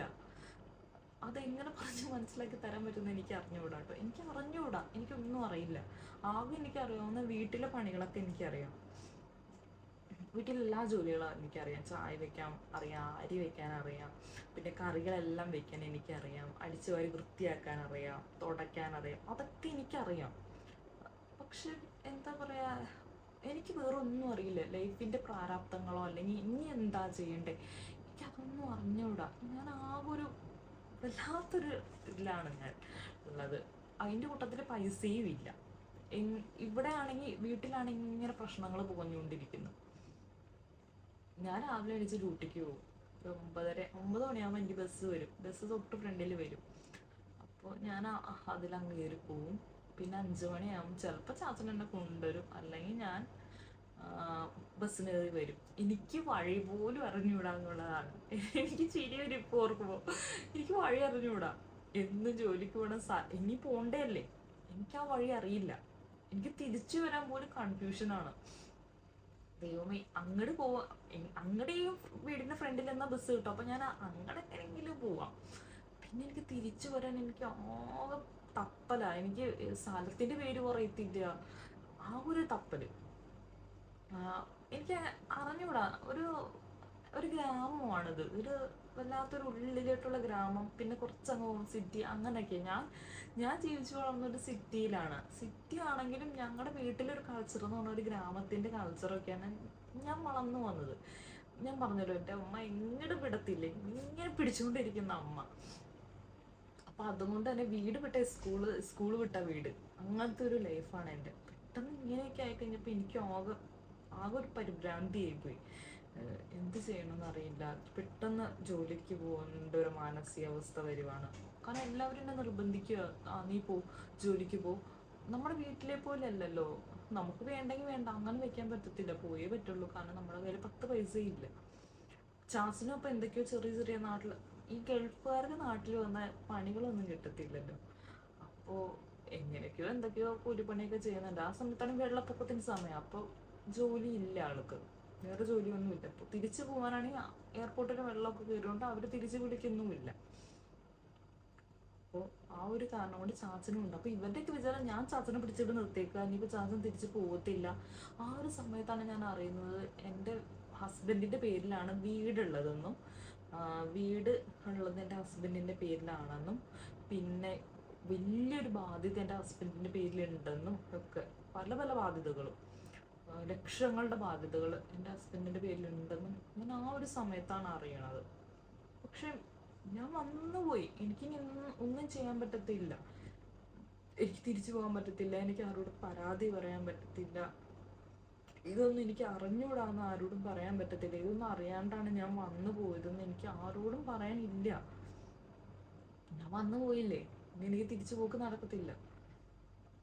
പിന്നെ ഞങ്ങൾ തമ്മിൽ ഭയങ്കര സ്നേഹമാണ്. എനിക്ക് അങ്ങനെ ഒറ്റയ്ക്കാക്കിയിട്ട് ഞാൻ തിരിച്ചു പോയി കഴിഞ്ഞാൽ എന്തൊക്കെയായിരിക്കും. അല്ലെങ്കിൽ തന്നെ ആൾക്കാർ പറഞ്ഞുകൊണ്ടിരിക്കും, അവള് എറണാകുളംകാരിയാണ്, ഇവിടെയൊന്നും അവള് നിൽക്കത്തില്ല, അവള് തിരിച്ച് നേരെ പോവും, നീ അവളെ നോക്കണ്ട എന്നുള്ളൊരു ആ വീട്ടുകാരായാലും അവിടെ ചുറ്റുപാടുള്ളവരാണെങ്കിലും എല്ലാവരും കൊണ്ട് ഇവരങ്ങ് പറയിപ്പിക്കുക അങ്ങനെയൊക്കെ. അപ്പൊ എന്നെ വിശ്വസിച്ച് എൻ്റെ ഹസ്ബൻഡ് നിൽക്കുന്നുണ്ട്. അപ്പൊ എനിക്ക് അങ്ങനെ എല്ലായിട്ട് പോകാൻ പറ്റത്തില്ല. അപ്പൊ ഞാനിത് ഫേസ് ചെയ്യാം എന്ന് തന്നെ തീരുമാനിച്ചു, ഒറ്റയ്ക്ക് ഫേസ് ചെയ്യാം. ഇതുവരെ ഞാൻ അങ്ങനെ ഒറ്റയ്ക്കൊന്നും ഇത്രയും വലിയ കാര്യങ്ങളൊന്നും ഫേസ് ചെയ്തിട്ടില്ല. എന്നാലും ഞാൻ ഒറ്റയ്ക്ക് ഫേസ് ചെയ്യാമെന്ന് വിചാരിച്ചിട്ട് ഞാൻ ആ ജോലിക്കും പോയിട്ട് എന്തൊക്കെ വിഷമങ്ങൾ വീട്ടിലുണ്ടായാലും ഞാൻ ജോലിക്ക് പോവാ, തിരിച്ചു വരാം. അപ്പോഴൊക്കെ എനിക്ക് ചാച്ചനെ മിസ് ചെയ്യും. കാരണം കല്യാണം കഴിഞ്ഞിട്ട് വിരലിൽ എണ്ണാവുന്ന ദിവസങ്ങളേ ആയിട്ടുള്ളൂ. അപ്പോഴൊക്കെ എനിക്കിങ്ങനെ ചാച്ചനെ മിസ് ചെയ്യും. എനിക്കങ്ങ് കരച്ചിലൊക്കെ വരും. ഞാനിങ്ങനെ ഇരിക്കുമ്പോൾ എനിക്കങ്ങ് ഇങ്ങനെ കുടുകുടുന്ന് ഒഴുകും എൻ്റെ കണ്ണീര്. അപ്പോൾ അവിടെ വേറെ സ്റ്റാഫുകളുണ്ട് കേട്ടോ. അപ്പോൾ അവരെല്ലാവരും എന്നെ ഇങ്ങനെ നോക്കും. കാരണം കല്യാണം കഴിഞ്ഞിട്ടേ ഉള്ളൂ, ആ നാട്ടുകാരിയല്ല. അപ്പോൾ അതിൻ്റെ എല്ലാം. പിന്നെ എനിക്ക് ഡ്രസ്സ് പോലും ഇല്ല ഇടാൻ. ഈ ജോലിക്ക് കിട്ടിയിട്ട് എൻ്റെ ജോലിക്ക് വേണ്ടി ഡ്രസ്സ് വേണമല്ലോ, എനിക്ക് ഡ്രസ്സില്ല. പിന്നെ ഞാൻ ഒരു ദിവസം വീട്ടിൽ കേസ് കൊടുത്തിട്ടുണ്ടായിരുന്നു, എന്നെ മിസ്സിങ് ആണെന്ന് പറഞ്ഞിട്ട്. പിന്നെ ഞങ്ങൾ നാട്ടിൽ പോയി വന്നപ്പോൾ വീട്ടിൽ നിന്ന് കുറച്ച് ഡ്രസ്സുകളെല്ലാം എടുത്തിട്ട് വന്നു കേട്ടോ. ഞാൻ വീട്ടിൽ പോയി ആ ദിവസം കേസിൻ്റെ ഭാഗമായിട്ട് വീട്ടിലും പോയിരുന്നു. ഞാൻ വീട്ടിൽ പോയി അച്ഛനോടും അമ്മയോടൊക്കെ സംസാരിച്ചിട്ട് ഞാൻ തിരിച്ചു വന്നത്. അപ്പോൾ അവിടുന്ന് ഡ്രസ്സെല്ലാം എടുത്തിട്ട് വന്നിട്ടായിരുന്നു. ആ ഡ്രസ്സും വെച്ചിട്ടാണ് ഞാൻ പിന്നെ ജോലിക്ക് പോകുന്നത്. അയ്യോ, എനിക്കതൊക്കെ ഓർമ്മ വിഷമമാട്ടോ, ഓർമ്മ വിഷമമാണ്. അതിനെക്കുറിച്ചൊക്കെ പറയുമ്പോൾ ഒത്തിരി ഉണ്ട് പറയാനാണെങ്കിൽ. ഒന്നും എനിക്കങ്ങ് ഓർക്കാനും ഇഷ്ടമല്ല കേട്ടോ അതൊന്നും. എനിക്കങ്ങ് വിഷമമാണ് കാലഘട്ടമൊക്കെ. ഒരു പക്ഷെ ചാച്ചൻ്റെ പേരിലല്ല ആ വീടായിരുന്നെങ്കിൽ ചിലപ്പോൾ അന്ന് ഞങ്ങൾ അവരവിടെ നിന്ന് ഇറക്കി വിടുമായിരുന്നു, അങ്ങോട്ട് കയറാൻ പറ്റത്തില്ല എന്ന് പറഞ്ഞിട്ട്. പക്ഷെ എന്തോ ആളുടെ പേരിലായതുകൊണ്ടാണ്. ഇതൊന്നും എനിക്ക് അറിഞ്ഞൂടായിരുന്നു കേട്ടോ. ഞങ്ങൾ സംസാരിക്കുന്നില്ല ഇതിനെക്കുറിച്ചൊന്നും, ഞങ്ങൾ സംസാരിക്കുന്ന കാര്യങ്ങളൊന്നുമില്ല. കാരണം ഞങ്ങൾ 6 മാസമേ പ്രേമിച്ചിട്ടുള്ളൂ. 6 മാസത്തിനുള്ളിൽ വിവാഹം നടക്കുവാണെങ്കിൽ ഒരാൾക്ക് ഞാൻ ഒരിക്കലും സ്വപ്നം കണ്ടിട്ടില്ല എനിക്ക് പെട്ടെന്ന് വിവാഹം, അങ്ങനെ ഒരു സ്വപ്നം ഞാൻ കണ്ടിട്ടേ ഇല്ല. കാരണം എൻ്റെ വീട്ടിൽ എനിക്ക് അനിയത്തിയുണ്ട്, അപ്പോൾ കുറച്ചുകൂടെ പൈസ എല്ലാം ആക്കണം, എൻ്റെ വിവാഹത്തിന് ഞാൻ തന്നെ ക്യാഷ് കണ്ടെത്തണം, അങ്ങനെയൊക്കെയുള്ള ഒരു ആഗ്രഹമുള്ള ഒരാളായിരുന്നു ഞാൻ. അപ്പോൾ പെട്ടെന്നായിപ്പോയി. അപ്പോൾ ഞാൻ തന്നെ അത് എങ്ങനെയെങ്കിലും പരിഹരിച്ചല്ലേ പറ്റുള്ളൂ, എങ്ങനെയെങ്കിലും ഇത് ടാലി ചെയ്ത് കൊണ്ടുപോകണം. മാത്രമല്ല ഇവർക്ക് സ്ത്രീധനം കിട്ടാത്തതിൻ്റെ ഒരു വല്ലാത്തൊരു ഇതുണ്ടായിരുന്നു. എന്തോ വലിയ പൈസക്ക് സ്ത്രീധനമൊക്കെ മേടിച്ച് കല്യാണം കഴിക്കും, ഗൾഫുകാരൻ എന്നുള്ള രീതി. പിന്നെ വീട് ലോൺ എടുത്താൽ വെച്ചിട്ടുള്ള വലിയ വീടൊക്കെ വെച്ചിട്ടുണ്ട്, ലോൺ എടുത്തിട്ട് വലിയ എമൗണ്ട് ലോൺ. അപ്പോൾ അവരതൊന്ന് ടാലി ചെയ്യാൻ വലിയ സ്ത്രീധനമൊക്കെ മേടിച്ചിട്ട് ഏതെങ്കിലും പെൺകുട്ടിയെ കല്യാണം കഴിക്കണം എന്നായിരിക്കണം വിചാരം ഉണ്ടായിരുന്നത്. അപ്പോൾ അതിൻ്റെയൊക്കെ കുത്തലും എല്ലാം ഉണ്ടായിരുന്നു. എപ്പോഴെപ്പോഴും എന്നോട് പറയും, കണ്ടോ ചേട്ടനെ, അതായത് ഹസ്ബൻഡിൻ്റെ ചേട്ടൻ വിവാഹം കഴിച്ചത് കണ്ടോ, അതുപോലെ കട്ടിലും ദിവാങ്കൂട്ടും ഒക്കെ കിട്ടൂല്ലായിരുന്നു, സ്ത്രീധനം കിട്ടൂല്ലായിരുന്നു, എന്തിനാണ് ഇതിനകത്ത് പോയി ചാടിയത്, പോരാത്തിന് 2 പെൺകുട്ടികളെ എൻ്റെ വീട്ടിൽ, ഒന്നും തരാനുണ്ടാവില്ല, അങ്ങനെയൊക്കെ പറഞ്ഞിട്ടുള്ള കുത്തലും. എനിക്ക് അറിഞ്ഞൂടാ എന്തിനാണല്ലേ അങ്ങനെയൊക്കെ ചെയ്യുന്നത്. ഇവര് സമ്മതിച്ചിരുന്നെങ്കിൽ നോർമലായിട്ട് നടക്കേണ്ട ഒരു വിവാഹമായിരുന്നു ഞങ്ങളുടേത്. ഞങ്ങളൊന്നും നല്ല ഇഷ്ടത്തിലായിരുന്നു, ഞങ്ങൾ തമ്മിൽ വിവാഹം കഴിക്കാൻ തന്നെയാണ് ഇഷ്ടപ്പെട്ടിരുന്നത്. ഞാൻ എൻ്റെ പുറകെ നടക്കാനോ അല്ലെങ്കിൽ ഞാൻ അങ്ങോട്ട് പുറകെ നടക്കാനോ ഞങ്ങൾ ചുറ്റിക്കളിച്ച് നടക്കാനോ ഒന്നും നടക്കാത്തൊരു വളരെ ട്രൂ ലവ് ആയിരുന്നു ഞങ്ങളുടേത്. ഇന്നത്തെ കുട്ടികൾ കണ്ടില്ലേ, ചാറ്റിങ് ചീറ്റിങ്, അങ്ങനെ ബ്രേക്കപ്പ് ആവുക, പിന്നെ അങ്ങനെ വേറൊരാളെ തേടി പോവുക, അങ്ങനത്തെ ഒരു കാലഘട്ടമല്ലായിരുന്നു എൻ്റെതെന്ന് പറഞ്ഞാൽ. ഞാൻ അങ്ങനെ ആ ഒരു എന്താ പറയുക, ആ ഒരു സ്റ്റൈലിലല്ല ഞാൻ വളർന്നത്. ഓക്കെ ഇത് പോയി കഴിഞ്ഞാൽ അടുത്തത്, അങ്ങനെ ഒരു സ്റ്റൈലല്ല എനിക്ക്. ഞങ്ങൾക്ക് 2 പേർക്കും ഉണ്ടായിരുന്നു. ഞാൻ കുറച്ച് മനസ്സുകൊണ്ട് ഓൾഡ് ജനറേഷനിൽപ്പെട്ട ഒരാളാണെന്ന് വേണ്ടി പറയാം. ഇങ്ങനെ ഒരു ബ്രേക്കപ്പ് പോലെ അതൊന്ന് അക്സെപ്റ്റ് ചെയ്യാൻ, ഇനിയൊരു വിവാഹം തന്നെ ഉണ്ടായിരുന്നു വരില്ലായിരുന്നു എൻ്റെ ജീവിതത്തിൽ. ഈ ഒരു ബ്രേക്കപ്പ് ആയിരുന്നു എനിക്ക് നടക്കുന്നെങ്കിൽ. കാരണം എനിക്കതൊന്നും അക്സെപ്റ്റ് ചെയ്യാൻ കഴിയത്തില്ല.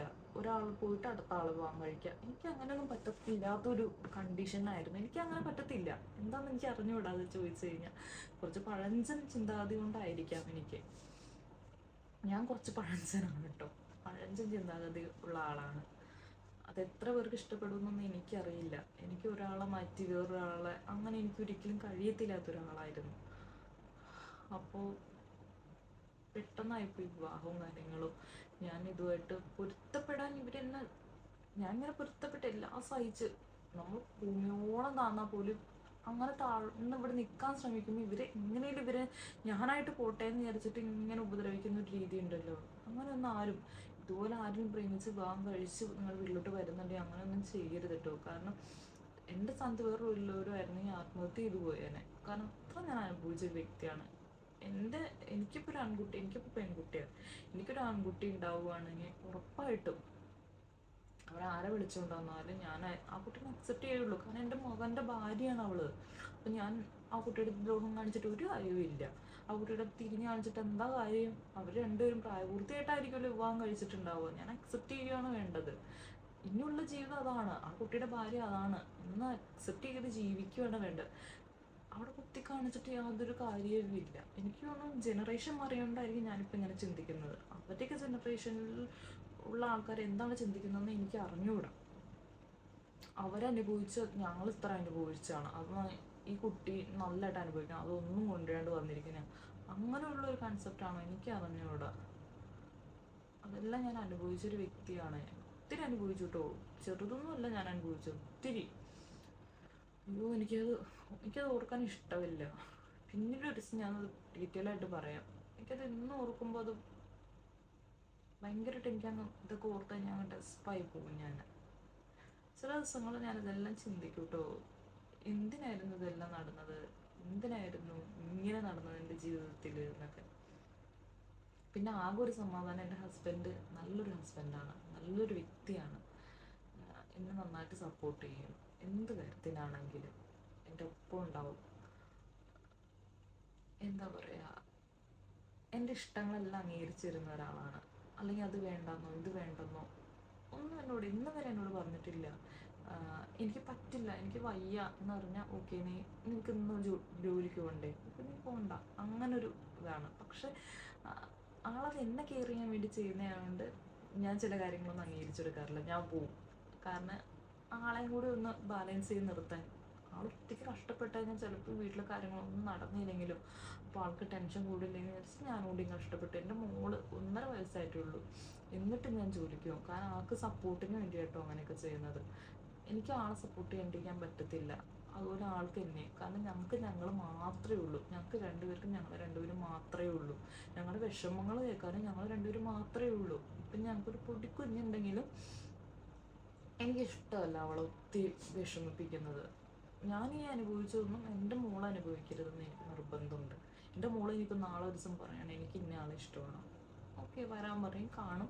അവരുടെ അടുത്ത് അവർക്ക് എന്തെങ്കിലും പോരാൻ വേണ്ടി അവരോട് തന്നെ പറയും, മോനെ നിനക്ക് ജോലിയില്ല, ജോലി ഉണ്ടാക്കിയിട്ട് വന്നാൽ എൻ്റെ കുട്ടീനെ കെട്ടിച്ചു തരാം എന്ന് ഞാൻ പറയും. അവർക്ക് ജീവിക്കാനുള്ള ഒരു സെറ്റപ്പ് അല്ലെങ്കിൽ ഒരു സാഹചര്യം ഞങ്ങൾ ഉണ്ടാക്കി കൊടുക്കും. അതാണ് വേണ്ടത് നമ്മൾ. അല്ലാണ്ട് അയ്യോ ഇങ്ങനെ ഇറക്കി കൊണ്ടുവന്നാണ് വേണ്ട. ഇതിപ്പോൾ ഞങ്ങളുടെ ഭാഗം ഇങ്ങനെ ഇറങ്ങി വരേണ്ട ആവശ്യം വരത്തില്ലായിരുന്നു, ഇറക്കി കൊണ്ടുവരേണ്ട ആവശ്യം വരില്ലായിരുന്നു. മാന്യമായിട്ട് തന്നെ കല്യാണം കഴിക്കാനുള്ള ഒരു സെറ്റപ്പൊക്കെ ഉണ്ടാക്കിയതാണ് ഞങ്ങൾ. എൻ്റെ വീട്ടിൽ വന്ന് പെണ്ണ് കണ്ടതാണ്, ഉറപ്പിച്ചതാണ്. അപ്പം പിന്നെ ആ രീതിയിൽ തന്നെ നടന്നു പോയപ്പോഴായിരുന്നു. ഇവർ വീട്ടിൽ ചെന്നിട്ട് പിന്നീട് എപ്പോഴോ ചാച്ചൻ പറഞ്ഞേക്കാം, എൻ്റെ വീട്ടിൽ നിന്ന് ആളെ വിളിച്ച് വരുത്തിയിട്ട് നാണം കിടത്തി വിടാമെന്ന്. അതൊന്നും എന്താണ് അതൊക്കെ കൊണ്ട് ഉദ്ദേശിക്കുന്നത്? എന്ത് സ്ട്രാറ്റജിയാണെന്ന് എനിക്ക് അറിഞ്ഞൂടാ. അതൊക്കെ എനിക്ക് അറിഞ്ഞൂടാ. അവരൊക്കെ ഇരുന്ന് കേൾക്കുന്നുണ്ടോ അല്ലെങ്കിൽ അവർക്കിപ്പോൾ മാറ്റം വന്നിട്ടുണ്ടോ, അതൊന്നും എനിക്ക് അറിഞ്ഞൂടാ കേട്ടോ. ഐഷുമാമി എണിച്ചു വന്നു. വാ അമ്മി മോമ എന്ത് കണ്ണാ, എന്ത് മോനെ, എന്താ? ഐഷുമോൾ എണിച്ചു വന്നു. ഇനി പിന്നൊരു സംസാരിക്കാം കേട്ടോ. ഒത്തിരി സംസാരിച്ചു ഇല്ലേ നമ്മളത്. എനിക്ക് അങ്ങ് വിഷമം വരും, ആരെങ്കിലുമൊക്കെ ഒന്ന് അടുത്ത് വേണം എന്നൊക്കെ തോന്നും കേട്ടോ സംസാരിക്കാനൊക്കെ. എനിക്ക് അങ്ങനെ വിഷമം ഒന്ന് വന്നു കഴിഞ്ഞാൽ ആരെങ്കിലും ഒരാളുണ്ടായിരുന്നെങ്കിൽ കേൾക്കാൻ, അല്ലെങ്കിൽ ആരെങ്കിലും എന്നെ ഒന്ന് സമാധാനിപ്പിച്ചിരുന്നെങ്കിൽ, അങ്ങനെയൊക്കെ എനിക്ക് തോന്നാറുണ്ട് കേട്ടോ.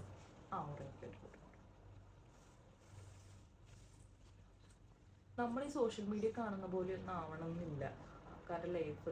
നമ്മളിപ്പോൾ എത്ര വിചാരിച്ചിട്ടും കാര്യമില്ല കേട്ടോ. നമ്മളിപ്പോൾ ഭയങ്കരമായിട്ട് എന്താ പറയുക, നമ്മൾ എത്ര ഇനിഷ്യേറ്റീവ് എടുത്തിട്ടും കാര്യമില്ല. മറ്റുള്ളവർ നമ്മളെ സ്നേഹിക്കാൻ വേണ്ടി അവർക്ക് തോന്നണം. ഇപ്പോൾ എനിക്ക് തോന്നണം ഒരാളെ സ്നേഹിക്കണമെങ്കിൽ, അല്ല ഞാൻ ഇവരെ ദ്രോഹിച്ച് അടങ്ങും അല്ലെങ്കിൽ നമ്മൾ ജീവിക്കാൻ അനുവദിക്കില്ല, അങ്ങനെ ഒരാൾക്ക് തോന്നിയിട്ടുണ്ടെങ്കിൽ ഒന്നും ചെയ്യാൻ കഴിയത്തില്ല. പിന്നെ എൻ്റെയൊക്കെ കാര്യത്തിൽ അങ്ങനെയാണ്. നമ്മളെത്ര സ്നേഹിച്ചിട്ട് ചെന്നിട്ടുണ്ടെങ്കിലും അതൊരു കാര്യമില്ല. അവർക്ക് എന്തോ ഒരു മൃഗിഷ്ട ജീവിയെ പോലെ പെരുമാറുന്ന ഒരു സ്വഭാവമാണ്. നമ്മൾ പുഴുവിനെ കാണത്തില്ലേ, നമ്മളെന്തോ അവർ വലിയ ആൾക്കാർ, നമ്മൾ ഈ ചെറിയ പുഴുക്കൾ, അങ്ങനെ ഒരു പെരുമാറ്റമൊക്കെ ആട്ടോ. നമ്മളെത്ര നിലത്ത് വീണ് കിടന്നാൽ പോലും അവർ നമ്മളെ ചവിട്ടി മെതിക്കുന്ന ഒരു സ്വഭാവം ഉണ്ടല്ലോ. എത്ര തല കുനിച്ചു കൊടുത്താലും നമ്മുടെ അത് തെറ്റില്ലെങ്കിൽ പോലും നമ്മൾ മിണ്ടാണ്ടിരുന്നാൽ പോലും അവർ നമ്മുടെ തലയിൽ കയറി ഭരിക്കുന്ന ഒരു സ്വഭാവമൊക്കെയാണ്. അതിനി ജന്മത്ത് മാറുമെന്ന് എനിക്ക് തോന്നുന്നില്ല. അതുകൊണ്ടല്ല ഈ കുഞ്ഞ് ഇത്ര കഴിയും. എൻ്റെയും കൂടി കുഞ്ഞായതുകൊണ്ട് അവരൊന്നും വിളിക്കുപോലും ഇന്ന് വരെ വിളിച്ചിട്ടില്ല കേട്ടോ. ഇപ്പം എൻ്റെ മോൾക്ക് 1.5 വയസ്സായി. 1.5 വയസ്സിൻ്റെ വാക്സിനേഷനൊക്കെ കഴിഞ്ഞ ദിവസം കൊണ്ട് ഞാൻ എടുത്തത്. അപ്പോഴൊക്കെ ഞാൻ ഇങ്ങനെ വിചാരിക്കുമായിരുന്നു, എൻ്റെയും കൂടി കുഞ്ഞായതുകൊണ്ടാണ് ഈ കുഞ്ഞിനെ വിളിക്കാത്തത്. അന്ന് ആ സമയം എൻ്റെ ഭർത്താവിൻ്റെയും കൂടി കുഞ്ഞാണ്, അവൻ്റെ മകൻ്റെ കൂടി കുട്ടിയാണിത്. ആ ഒരു വിചാരം പോലും ആ വീട്ടുകാർക്കില്ല. ഇന്ന വരെ ഞാൻ ഇങ്ങോട്ട് വരാൻ വേണ്ടി ഞാൻ വിളിച്ചു കേട്ടോ, അങ്ങോട്ട് വിളിച്ചു, അവർ വീട്ടിലോട്ട് വിളിക്കുവാണ്. ഞാൻ തലേ ദിവസം അവിടെ പോയതാണ്, 2 ദിവസം മുന്നേ. ഇങ്ങോട്ട് വരണേന് 2-3 ദിവസം മുമ്പേ അവിടെ ഞാൻ പോയതാണ് ആ വീട്ടിൽ. അപ്പം അത് എൻ്റെ ഭർത്താവിൻ്റെ വീടാന്ന് ഓർക്കണം, ആ വീട്ടിലാണ് ഇവരൊക്കെ നിൽക്കണേന്ന് ഓർക്കണം. എന്നിട്ടും എൻ്റെ ഭർത്താവ് അധ്വാനിച്ച് ഉണ്ടാക്കിയ വീട്ടിൽ, എൻ്റെ ഭർത്താവ് ലോൺ അടച്ചുകൊണ്ടിരിക്കുന്ന വീട്ടിൽ, ഇന്ന് ഞങ്ങളാണ് കേട്ടോ ആ ലോൺ അടയ്ക്കുന്നത്, ആ വീട്ടിലോട്ടാണ് ഞാൻ ചെന്നിട്ടുള്ളത്. സാധാരണ എൻ്റെ ചേട്ടത്തിയമ്മയാണ് ചെല്ലണമെങ്കിൽ അവിടെ പിന്നെ സദ്യയും ഭയങ്കര ഇതായിരിക്കും, ഭയങ്കര ആഘോഷമായിരിക്കും. പക്ഷെ ഞാൻ ചെന്നു, ഞാൻ വിളിച്ചറിയിച്ചിട്ടാണ് ചെന്നെന്ന് ഓർക്കണം. അവരെല്ലാവരും അവരവരുടെ വഴിക്ക് പോയേക്കുവാണ്. അമ്മയുണ്ട് അവിടെ. അമ്മ വാതിൽ തുറന്നു വന്നു, എന്തേ വന്നേ എന്നുള്ള മട്ടിൽ അവർ നിൽക്കുക. എൻ്റെ ഭർത്താവിൻ്റെ വീടല്ലേ, ഞാൻ വിളിച്ചു പറഞ്ഞിട്ടല്ലേ വന്നത്. ആ ഒരു ഇതുപോലും ഇല്ല. അയ്യോ എന്തോ വന്നു, അയ്യോ ഇനിയിപ്പോൾ ഇനി ഇവരുണ്ടാവുമോ എന്നൊക്കെ വിചാരിച്ചിട്ട് അവർ വന്നു. ഞാൻ സാധനങ്ങളെല്ലാം ഞാൻ പറഞ്ഞു, അവിടെ ചെന്നിട്ട് ഞാൻ പറഞ്ഞു, ഞാൻ ഇതുപോലെ എനിക്കൊരു ജോലി കിട്ടിയിട്ടുണ്ട്, അപ്പോൾ എനിക്ക് സാധനങ്ങളൊക്കെ എടുക്കാൻ വേണ്ടി വന്നതാണ്, കുറച്ച് ദിവസം ഇവിടെ നിന്നിട്ടേ പോകുള്ളൂ. എന്നോട് ഹസ്ബൻഡും അങ്ങനെ തന്നെ പറഞ്ഞു, നീ 2 ആഴ്ചക്ക് അവിടെ നിന്നിട്ട് വന്നാൽ മതിയെന്ന്. അപ്പം ഞാൻ അതിന് വേണ്ടി പോയത്. പക്ഷെ അന്ന് തന്നെ അവർ വഴക്കുണ്ടാക്കിയെന്നുള്ള, ഞാനെങ്ങാണ്ട് അവിടെ നിൽക്കാൻ പോയതാണോ എന്ന് വിചാരിച്ചിട്ട് അവർക്ക് ഇഷ്ടമല്ലാഞ്ഞിട്ട് അതന്ന് തന്നെ വഴക്കുണ്ടാക്കി. അപ്പം അവിടെ ചേട്ടനൊന്നും ഇല്ല, ചേട്ടൻ എവിടെയോ പുറത്ത് പോയേക്കുവാണ്. പക്ഷെ ഞാൻ ചെന്ന് കയറിയപ്പോൾ തന്നെ നമ്മൾ ഇത്രയും 2-3 മാസം എൻ്റെ വീട്ടിൽ പോയിട്ട് വന്നേയല്ലേ, അപ്പം ആൾക്കാരൊക്കെ കാണുമ്പോൾ നമ്മളോട് ചോദിക്കില്ല എവിടെയായിരുന്നു എന്തായിരുന്നു എന്നൊക്കെ. അപ്പം അങ്ങനെ നാട്ടുകാരോട് സംസാരിച്ചു എന്ന് പറഞ്ഞിട്ട് ഞാൻ ഈ കാര്യങ്ങളൊന്നും അല്ല, ഇവരെന്നെ ഉപദ്രവിച്ച കാര്യങ്ങളൊന്നും അല്ല ഞാൻ സംസാരിക്കുന്നത്. ഞാനിവിടെ ആയപ്പോൾ വന്നേ ഉള്ളൂ, ഇവർക്കും കേൾക്കാം. എന്നിട്ട് അവരെന്നെ വിളിച്ച് അങ്ങ് വല്ലാത്ത രീതിയിൽ തന്നെ അങ്ങ് ഉപദ്രവിച്ചു. ഒരുപാട് എന്നെ ചീത്ത പറയും വഴക്ക് പറയുകയൊക്കെ ചെയ്തു അന്ന്. എൻ്റെ ഹസ്ബൻഡ് ചേട്ടൻ അവിടെ ഇല്ല. സത്യം പറഞ്ഞാൽ എൻ്റെ ഭർത്താവിന് എന്നെ ചീത്ത പറയാം, അല്ലെങ്കിൽ എൻ്റെ ഭർത്താവിൻ്റെ അച്ഛനും അമ്മയ്ക്കും ചീത്ത പറയാം. ഭർത്താവിൻ്റെ ചേട്ടനും ചേട്ടത്തിയും ഒക്കെ എന്തിനാ എന്നെ ചീത്ത പറഞ്ഞതെന്ന് എനിക്കറിയില്ല. ഞാൻ പക്ഷെ മിണ്ടാണ്ടിരുന്നോടെ. അന്നൊരു പ്രശ്നമൊന്നും വേണ്ട എന്ന് വിചാരിച്ചിട്ട് ഞാൻ മിണ്ടാണ്ട് അതെല്ലാം സഹിച്ചിട്ട് മിണ്ടാണ്ടിരിക്കുക ചെയ്ത്. അപ്പം ഞാൻ പറഞ്ഞു എനിക്ക് ഇവിടെ ഒട്ടും നിൽക്കാൻ പറ്റത്തില്ല രാജ, ഇനി 2 ആഴ്ച ഒന്നും എന്നോട് നിൽക്കാൻ പറയല്ലേ എന്ന് ഞാൻ പറഞ്ഞു. അപ്പം ഹസ്ബൻഡ് നോക്കി എടുക്കാനുള്ള സാധനങ്ങൾ എടുത്തു, പിറ്റേ ദിവസം തന്നെ വീട്ടിൽ പോയിക്കോളാൻ പറഞ്ഞു. കാരണം അവരെ അത്ര അന്ന് ചെന്നേ ഉള്ളൂ, അന്ന് തന്നെ എന്നെ ഉപദ്രവിക്കുന്ന അവസ്ഥ. അപ്പോൾ 2 ആഴ്ച 3 ആഴ്ച ഞാൻ അങ്ങനെ ആ വീട്ടിൽ നിൽക്കാനാ? ഒരു പട്ടി താറ്റുന്ന അവസ്ഥയുണ്ടല്ലോ, നമ്മൾ പട്ടിയാവുന്നൊരവസ്ഥ ആ വീട്ടിൽ. എന്നാൽ ഞാൻ സാധനങ്ങളൊക്കെ എടുത്ത് പിറ്റേ ദിവസം തന്നെ എൻ്റെ വീട്ടിലോട്ട് പോയി. അതിൻ്റെ 2 ദിവസം കഴിഞ്ഞപ്പോൾ ഞാൻ തിരിച്ചിങ്ങോട്ട് കയറി വരുമായിരുന്നു പിടിയിൽ തന്നെ. അപ്പോൾ എൻ്റെ ഭർത്താവ് വിളിച്ച് പറഞ്ഞിട്ടുണ്ടായിരുന്നു ഞാൻ അവളെ അങ്ങോട്ട് തിരിച്ചു കൊണ്ടുവരികയാണ്. ഈ ഒരു ഇൻസിഡൻറ്റ് കൊണ്ടാണ് ഞാൻ ഇങ്ങോട്ട് വന്നത്, അല്ലെങ്കിൽ ഞാൻ അങ്ങോട്ട് വരത്തില്ലായിരുന്നു. അപ്പോൾ അത് ഞാൻ വിളിക്കുന്ന ഉറപ്പായിട്ട് ഞാൻ പോവാന്ന് പറയാനായിരിക്കുമല്ലോ. ഞാൻ അച്ഛനെ വിളിച്ചു, അമ്മയെ വിളിച്ചു, ചേട്ടത്തിയമ്മയെ വിളിച്ചു, ചേട്ടനെ വിളിച്ചു. ഒരാരും ഫോൺ എടുത്തില്ല. ഞാൻ കുറേ തവണ വിളിച്ചു, എൻ്റെ ഹസ്ബൻഡിനോട് പറഞ്ഞിട്ട് വന്നാൽ മതി എന്ന് പറഞ്ഞുകൊണ്ട് ഞാൻ കുറേ തവണ വിളിച്ചു. പക്ഷെ അവർ ഫോൺ എടുത്തില്ല. മനഃപൂർവ്വം ഒരു അസൂയ. അവളെ പോവാ, സ്വന്തം മോളാ പോകുന്നെങ്കിൽ മരുമോളാ പോണെങ്കിൽ ഓഹോ എന്ന് പറയുന്ന ഒരു അവസ്ഥയാണ്. ഞാൻ വിചാരിച്ചു ഓക്കെ. അതിനുശേഷം പല പ്രാവശ്യം ഹസ്ബൻഡ് വിളിക്കും. അപ്പോൾ ആ സമയത്ത് 1 മാസം ഞാൻ ഇവിടെ ജോലിയില്ലാണ്ട് നിന്ന് പറഞ്ഞല്ലോ. അപ്പോൾ എൻ്റെ ഹസ്ബൻഡിൻ്റെ അച്ഛൻ പറയുവാണ് എന്നാൽ പിന്നെ അവളെ വീട്ടിലോട്ട് വിട്, എന്തിനാ അവിടെ നിർത്തിയണേന്ന്. അന്വേഷിച്ചാലല്ലേ കിട്ടുള്ളൂ. 1 മാസം പോലും അന്വേഷിക്കേണ്ട അങ്ങനെ ജോലി ഇവിടെ ആരുടെ എടുത്ത് വെച്ചിട്ടുണ്ടോ? നമ്മൾ അന്വേഷിച്ചാലേ നമുക്ക് ജോലി കിട്ടുള്ളൂ. അങ്ങനെ ഭാഗ്യത്തിന് എനിക്കൊരു മാസം തന്നെ ജോലി കിട്ടി. ഞാൻ എൻ്റെ ചിലവുകളെല്ലാം നോക്കാൻ എനിക്ക് പ്രാപ്തിയായ സമയത്ത്. അല്ലായിരുന്നെങ്കിൽ ഇവരെന്തൊക്കെ പറഞ്ഞതിനെന്ന് അറിയോ? പക്ഷെ എൻ്റെ ഹസ്ബൻഡിനെ വിളിച്ചാലും എന്നെ വിളിക്കില്ല, എന്നെ വിളിക്കത്തുമില്ല, എന്നോട് മെസ്സേജ് അയക്കും, സംസാരിക്കുകയോ ഒന്നും ചെയ്യത്തില്ല. അല്ലെങ്കിൽ ഞാൻ എന്ത് ചെയ്യുന്നു ചോദിക്കുമോ? എൻ്റെ പൈസയൊക്കെ അവർക്ക് വേണം, എൻ്റെ പൈസയൊക്കെ അവർ ഉപയോഗിച്ചിട്ടുണ്ട്. പക്ഷെ എൻ്റെ ആണെന്ന് എൻ്റെ ഹസ്ബൻഡ് പറയും എൻ്റെ പൈസയാണ് അയച്ചു കൊടുക്കണമെങ്കിൽ പറയാം അവളുടെ പൈസയാണ് കേട്ടോ അയച്ചു തരാൻ, അവളുടെ പൈസയൊന്നും എനിക്ക് വേണ്ട എന്ന് പറയും. എന്നാൽ തിരിച്ചയച്ചതൊന്നുമില്ല. അയച്ചു കൊടുത്തത് അവരെടുത്ത് കുശാലാക്കി ഫുഡൊക്കെ അടിച്ച് അവരവിടെ നിൽക്കും ചുറ്റിക്കളിച്ച്. എന്ത് മനുഷ്യരാണെന്ന് എനിക്ക് ഇതുവരെ ഒരിച്ചിരി പോലും ഒരു ദയയും ദാക്ഷിണ്യവും ഇല്ലാത്തൊരു മനുഷ്യർ. അതും കേരളത്തിലുണ്ടല്ലോ എന്ന് ഓർക്കുമ്പോൾ എനിക്ക് അങ്ങ് വിഷമോ. വല്ല അന്യ സംസ്ഥാനത്തും ആണെങ്കിൽ നമുക്ക് പിന്നെ അത് വേറെ വല്ലതില്ല, ആസാമില്ല, ബീഹാറിലോ എന്ന് വിചാരിക്കും. പക്ഷെ ഇത് നമ്മുടെ നാട്ടിൽ കേരളത്തിലാന്ന് ഓർക്കണം. ഓരോ പ്രശ്നങ്ങളും നമുക്ക് വരുമ്പോഴാണ് നമുക്ക് അതിൻ്റെ ഡീപ്പ് ആയിട്ട് അതിൻ്റെ പ്രശ്നങ്ങളായി ഇത്രയും വലിയ പ്രശ്നങ്ങളാണോ എന്ന് തോന്നത്തുള്ളൂ. എന്തിനാണ് അവരങ്ങനെ കാണിച്ചതെന്ന് എനിക്കറിയില്ല. എനിക്ക് അറിഞ്ഞുകൊണ്ടിട്ട് എനിക്കും അറിയത്തില്ല, എൻ്റെ ഹസ്ബൻഡിനും അറിയത്തില്ല. അവർ പറയുന്നുണ്ട് സ്ത്രീധനം എന്തോ മേടിച്ചിട്ടാണ് കല്യാണം കഴിച്ചു കഴിഞ്ഞാൽ. അവിടെ ആരും കണ്ടിട്ടൊന്നുമില്ല. മൂത്ത മരുമോള് സ്ത്രീധനം കൊണ്ടാണോ വന്നേ അല്ലേ ഒന്നും എനിക്കറിയില്ല. അതിലും കൂടുതൽ പൈസ അവരുടെ ലോണ് ഞാൻ അടച്ചു തീർത്തിട്ടുണ്ട്. അതുപോലെ തന്നെ ഞാൻ മന്ദബുദ്ധി, ഞാൻ പിന്നെ അറിയണം 75 ലക്ഷം രൂപയുടെ കടക്കാരനാണ് എൻ്റെ ഭർത്താവ്. ഞാൻ പിന്നീടാണ് അറിയുന്നത്, വർഷങ്ങൾക്ക് ശേഷമാണ് ഞാൻ അറിയണത്. 2 വർഷം കഴിഞ്ഞപ്പോഴും ഞാൻ അറിയണ തന്നെ 75 ലക്ഷം രൂപ കടവുണ്ടെന്ന്. ഒന്ന് ഓർത്തു നോക്കി. ഞാൻ ഞെട്ടിപ്പോയി. എൻ്റെ ഭർത്താവിൻ്റെ പേരിൽ 75 ലക്ഷം രൂപ കടവുണ്ട്. പിന്നീട് ഇവിടെ വന്നതിന് ശേഷം എൻ്റെ സാലറി, ഞാൻ ഈ 6 വർഷം ജോലിയെടുത്ത സാലറി മൊത്തവും ഈ കടങ്ങൾ വീട്ടാനോ. എനിക്ക് വേണ്ടി ഞാൻ 4 വർഷത്തോളം ഞാൻ ഒരു ഡ്രസ്സ് പോലും എടുത്തിട്ടില്ല. വീട്ടിൽ നിന്ന് 3-4 ഡ്രസ്സുകൾ മാത്രം ഇട്ട് ഞാൻ ഡ്യൂട്ടിക്ക് പോയിട്ടുണ്ട്. അതൊക്കെ എനിക്ക് ഓർമ്മയ്ക്ക് വിഷമമാണ്. നമ്മൾ ഇത്രയും സ്ട്രഗിൾ ചെയ്ത് ഇവിടെ ഭയങ്കര സ്ട്രഗിളാണ്. നമുക്ക് വേണ്ടി നമ്മൾ ഈ സാധനം മേടിച്ചില്ല, ആഹാര സാധനം നമ്മൾ മേടിച്ചില്ലെങ്കിൽ നമുക്ക് ആരും മേടിച്ചു തരാനില്ല. അയൽവക്കക്കാരില്ല, ബന്ധുക്കാരില്ല, അച്ഛനില്ല, അമ്മയില്ല. നാട്ടിൽ നിന്ന് ഒരു കോള് പോലും ഇന്ന് വരെ എൻ്റെ ഫോണിലോട്ട് വന്നിട്ടില്ല. എൻ്റെ അച്ഛനും അമ്മയും എന്നെ വിളിച്ചിട്ടില്ല, അവരുടെ വീട്ടുകാരെന്നെ വിളിക്കാറില്ല. അങ്ങനെ ഒരു കോളും വിളിക്കാറില്ല. ഞാൻ അങ്ങോട്ട് ആരെങ്കിലും വിളിച്ചെങ്കിലേ ഉള്ളൂ, അല്ലെങ്കിൽ എൻ്റെ ഹസ്ബൻഡ് ആരെങ്കിലും അങ്ങോട്ട് വിളിച്ചെങ്കിലേ ഉള്ളൂ.